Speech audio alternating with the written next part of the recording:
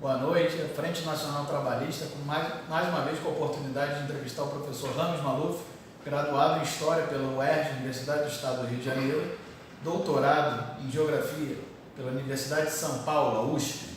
Professor Ramos Maluf, boa noite. Boa noite, obrigado por mais uma oportunidade. Professor, o senhor que é especialista em Oriente Médio, a FNT gostaria de perguntar ao senhor sobre a situação específica da Líbia. A Líbia foi bombardeada pela OTAN alguns anos atrás e muita gente no Brasil critica a imigração árabe para a Europa, né? Como se fossem europeus. O Brasil tem um problema grande de identidade nacional. Porém, a Líbia tinha índices de desenvolvimento humano impressionantes para a região e, após ser bombardeado, passa a ser um corredor de imigração, inclusive com tráfico humano,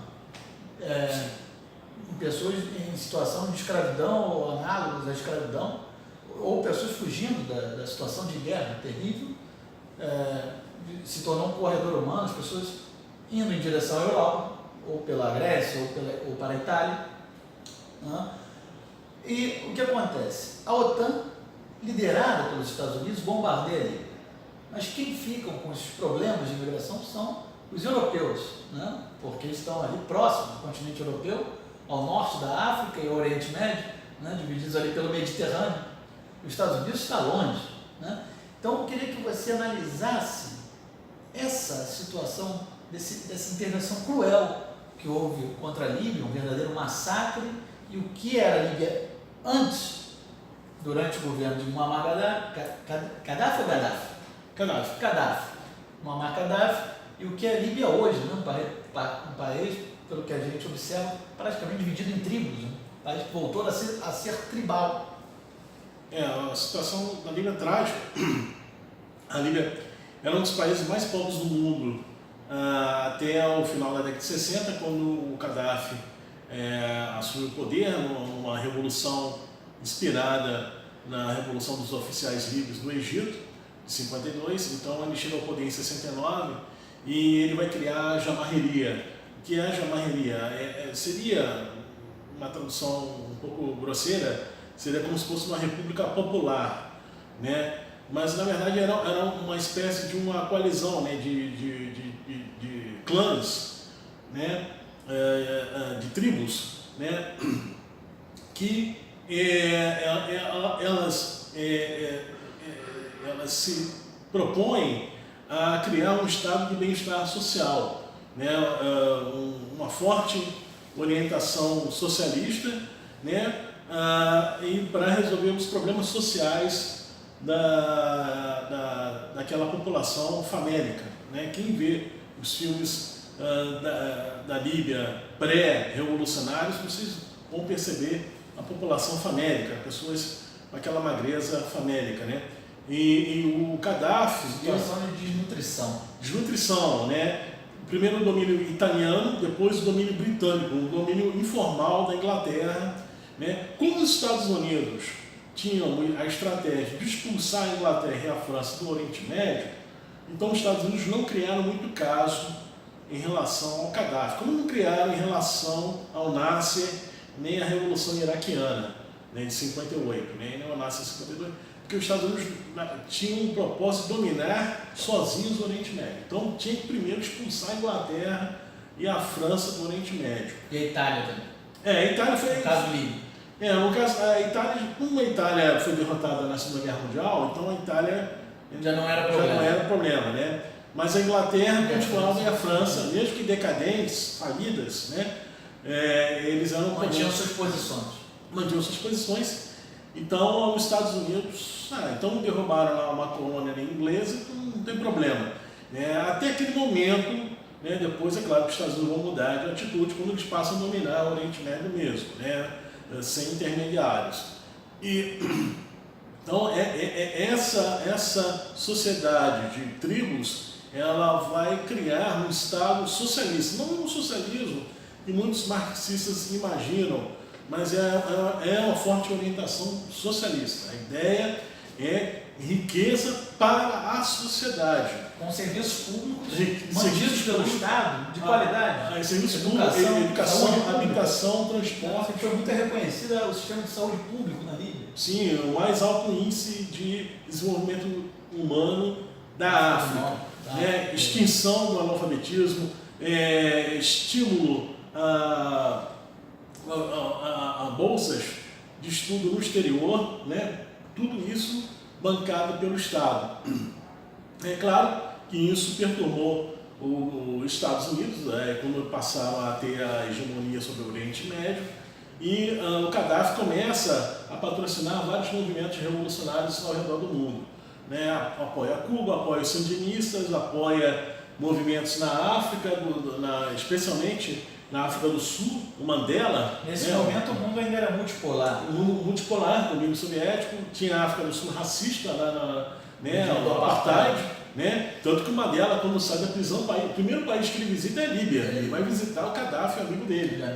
Porque eles treinavam lá. Então, o IRA, né, lá na Irlanda, o domínio brutal, né, genocida, domínio britânico sobre a Irlanda, que é muito pouco falado na academia, né? Então eles treinavam lá na Líbia. Então o Gaddafi acabou sendo um problema para o imperialismo. Então tinha que... E pior de tudo, ele era um exemplo. Né? Um exemplo de resistência? Um exemplo de resistência, um homem que realmente tinha o apoio do povo. Então eles tinham que destruir. E tiveram várias oportunidades para destruir a Líbia. O primeiro ataque foi em 81, ataque direto, depois em 86, que matou a filha do Gaddafi, de apenas 2 anos de idade. Eu fico imaginando se matasse um filho do presidente dos Estados Unidos, bombardeasse Washington e matasse o filho, um bebê, né? Um bebê de 2 anos de idade, filho do Gaddafi, foi assassinado pelo bombardeio sob as ordens do bombardeio norte-americano. Norte-americano em 1986. Presidente Reagan. Então a Líbia, com a destruição... Ou seja, a Líbia já havia sido atacada pelo imperialismo estadunidense. Atacado diretamente, né? Aí tem a última intervenção, essa da OTAN, foi em 2013? 2011. Bom lembrarmos que E no que se transformou? Em 2011 a presidência dos Estados Unidos era de Barack Obama. Que muita gente pinta como democrata, e na verdade foi responsável por mais de 56 mil bombardeios durante suas gestões. Exatamente, um genocida. Pois é, muita pouca gente que trata como genocida, porque todo presidente dos Estados Unidos, na verdade, é um genocida. O genocida é pré-requisito. Claro. Né? São senhores da guerra. São senhores da guerra. E o que se tornou a Líbia após esses bombardeios da OTAN? Hoje a Líbia o que é a Líbia hoje, para a gente conseguir finalizar essa questão da Líbia? O que é a Líbia hoje? Então, a Líbia hoje é um buraco, né? Um grande buraco. Milhões de pessoas foram expulsas da Líbia. A Líbia tinha uma população de cerca de 7 milhões de pessoas, sendo que 2 milhões, isso durante a Jamarreria, cerca de 2 milhões eram negros subsaarianos, né, que viviam na Líbia desfrutando daquele Estado socialista da Jamarreria. O primeiro presidente negro dos Estados Unidos vai destruir a nação africana mais desenvolvida. Isso tem que ser dito de maneira muito clara. E o Obama declarou guerra à Líbia oficialmente em território brasileiro. Declarou que bombardearia a Líbia aqui na frente da presidente Dilma Rousseff. Brasília, né? Exatamente. O Air Force One em Brasília chegou e ele declarou guerra à Líbia. Ou seja, nós chegamos a esse ponto de falta de soberania, de se permitir um presidente estrangeiro vir até aqui declarar guerra a outro país, declarar bombardeios na frente do nosso presidente. O Brasil tem a maior população de origem africana fora da África é o Brasil. E um presidente norte-americano de origem africana destruiu uma nação africana em território de ordens desde o Brasil. O Brasil, que é a maior nação africana fora da África. A Líbia hoje é um corredor humano. É um corredor, um buraco. Desgraça e tragédia. Desgraça e tragédia, não tem água, não tem eletricidade, a população sofre com... Perdeu todos os serviços essenciais básicos que eram mantidos pelo governo Gaddafi. Pelo governo Gaddafi, está lá uma guerra civil, né? Até hoje. É bom lembrarmos que os Estados Unidos intervieram na Líbia em 2011, quando a munição da Inglaterra e da França acabou. Né? Como com as suas políticas neoliberais, a França e a Inglaterra retraíram suas forças armadas e não tiveram munição suficiente para destruir totalmente a Líbia. Olha o papel que coube aos Estados Unidos. O papel que coube aos Estados Unidos.